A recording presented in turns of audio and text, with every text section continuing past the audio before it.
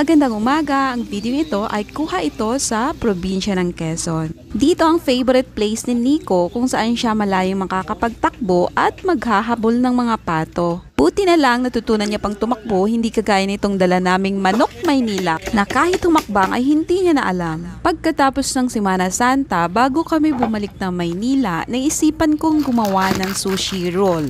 Dahil na rin ito sa nakita kong crab leg at bumili na rin ako ng mangga, pipino at carrots. Sinimulan na rin naming tanggalan ng laman itong mga alimasag. Inamitan din namin ito ng bahaw at ininit lang namin ito para magmukhang bagong sinaing. Abay, sa panahon ngayon kailangan natin maging resourceful lalo na kapag wala tayong pera at nag-crave tayo ng mga kakaiba. Kaya instead of Japanese rice, aba na may pwede na rin ang bahaw na kanin dito.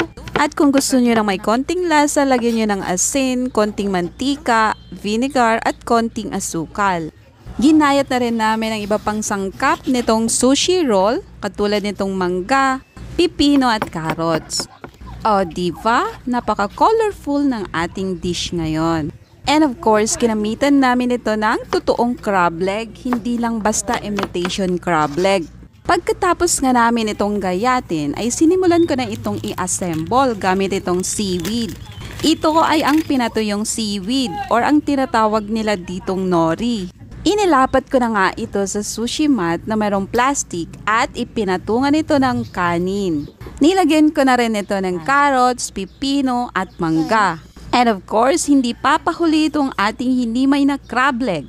Aba naman itong magpapasarap sa ginagawa nating ito.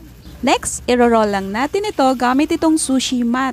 Mabibili ito sa mga online store kagaya ng Shopee at Lazada, kaya walang dahilan na hindi ka makagawa na kahit saang sulok ka man ng Pilipinas. And repeat the process hanggang sa matapos ito. Pwede rin natin itong gamitan ng iba't ibang toppings na naisip natin. No worries dahil part pa rin yan ng pag-e-experiment at pagiging creative mo para mapasarap ito. Pagkatapos nga natin itong i-roll lahat, hindi pa ito pwedeng kainin. Kailangan natin itong i-slice ng bite size para mas maganda naman itong isubo, 'di ba? So pagkatapos itong may slice, nag-prepare lang kami ng sauce. Kinamitan lang namin ito ng toyo, kalamansi at nilagyan namin ng wasabi. Ang wasabi na ginagamit dito ay mabibili sa mga online store at sa murang halaga lang ito.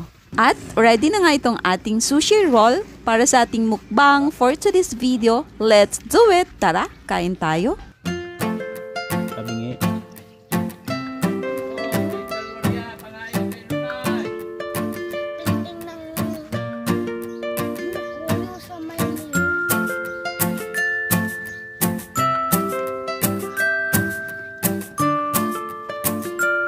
Ang dami na niya.